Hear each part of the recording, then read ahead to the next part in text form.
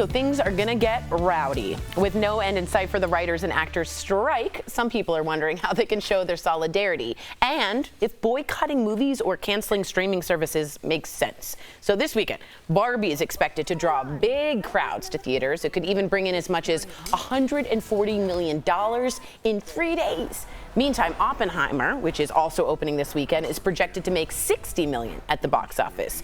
The event has now been dubbed Barbenheimer. Oh, you ruined it. I know, I'm so mad. I was so excited for it with this makeshift posters like this going viral online. Now, on the streaming side, Netflix added nearly 6 million subscribers since cracking down on password sharing. But neither the writers or the actors union have called for boycott. I was looking forward to doing a Barbenheimer this weekend. I want to go to both. They're sold out a lot of places. Okay, you see how she modified it? They are not. They are sold out near me. Barbie is, at least. What do you guys think? Should you boycott? Look, I don't. There will be a boycott either way, because if there's no new shows on Netflix, after a while you're going to find something else to do, whether it's watch YouTube or call a friend, do something else. After you've seen everything, especially since COVID, I think a lot of people ran through a lot of their, I should watch The Sopranos. People did those shows already. So if this strike is extended, there's no content. Right, there's literally no content that maybe you've seen that you're interested in. Anyone else going to go to the movies? There's reality television. I would love to go to the movies. Yeah. Unfortunately, I have children. Unfortunately. I wonder if Barbie's good for it. Go ahead. Maybe. Here's my little conspiracy take on this, right? They marketed very well for Barbie. Spent a lot of money on marketing, got the hype up, but I think the hype has been too hyped. You said the other day that it's sold out for 3 weeks and you can't get a ticket anywhere. No. That's been debunked. That is not true. At 10 a.m. I can go see Barbie. Some would say in real time it was debunked. In real time. That is not the truth. So people are just making up stories about how much they love Barbie. I am making fun of it, but I'm also making fun of the fact that I think it's overhyped. The reason, if they don't make $140 million at the box office, which is a big opening, right? And it's still a lot of people are not 100% back into the theaters yet. If they only make $100 million, less than $100 million, they could be like, hey, part of the reason why Barbie wasn't so popular is because people are boycotting because of the strike. I feel like it's an excuse. I hope I'm wrong. I hope it opens bigger than that, but it's just a little conspiracy. Jeff, we'll see on Monday. I just had a quick thought, and Kabi, I want to get your thoughts. The only reason I think it's going to open big, and I just thought about this while you were talking, is Barbie gives adults the opportunity to dress up. People can dress up like Barbie. Think about how big Halloween is. Adults just took that from kids. Like, we don't even think about the kids no more. Everybody's like, what are you being, Eric? Everybody, it's Halloween's for adults. This is going to be an adult dress up, show off in the line before you go in for Instagram. So I think that's why. And the motto is, this movie's for people who love Barbie or you hate Barbie. That's brilliant, because that's both people, both sides. Yeah, let's get them all in one room together. Yeah, well, I think it'll be interesting. All right, I want to get your take on this. Meantime, former Real Housewife of New York, Bethenny Frankel, says reality stars should unionize and go on strike. Watch this. I got paid $7,250 for my first season of reality TV, and people are still watching those episodes. We've always been the losers, the I'm up here, you're down here, to the actresses and actors. During the last writer's strike, we're providing all the entertainment, and that's when really the gold rush of reality TV started.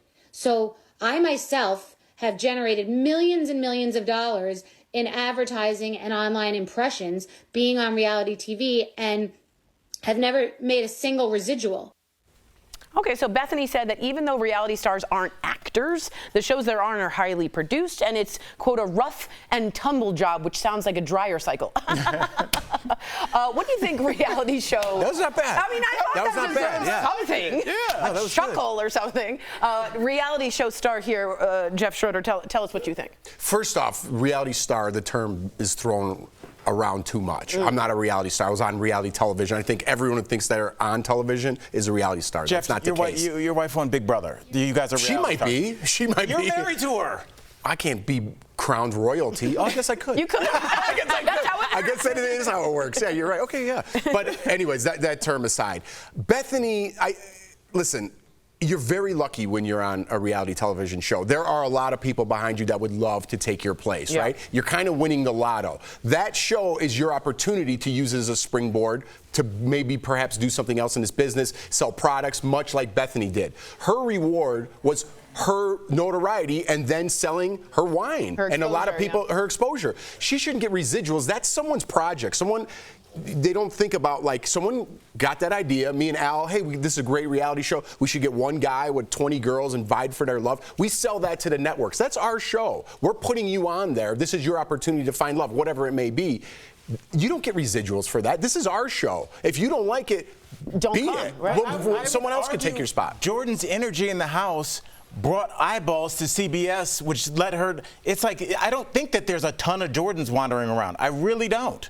And so I think that the personality, the Nene Leakes, whether you watched, remember Puck from the World 20, that was 25, 30 years ago. You still remember that. That helped jump that franchise off the web. He should get something. Something? Talk to me, Erica.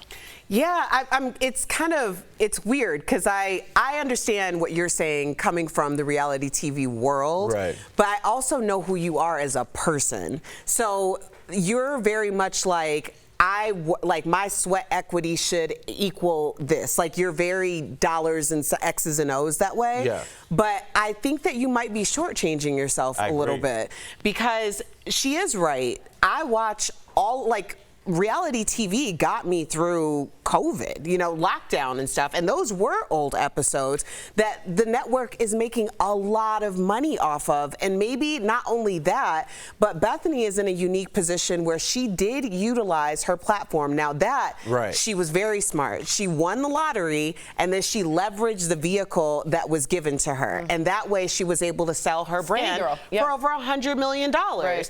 Maybe protecting those carve-outs that are now being exploited in that way, because now reality TV people aren't necessarily allowed to do what Bethenny did. There's a Bethenny clause in Bravo contracts now to make it a little bit more difficult, or at least have the network benefit. Own some of it. Right. Exactly. So I don't know. It's an interesting conversation. Bethenny comes from dough, though, correct? No, her father's a horse trainer, but they were estranged, and she made nothing and worked her way all. That's why she was connected. That's why people followed her, because they followed her rise. Yeah. She was the poorest person on the show. Yes, but the poorest person on The Real Housewives is different than the poorest person on 90 Day Fiancé. No, she was living in like a normal person's condo. Like, she really was. It wasn't anything. Yeah, like, I'm being real. She wasn't like up there. She wasn't, and she sold Skinny Girl for $120 million.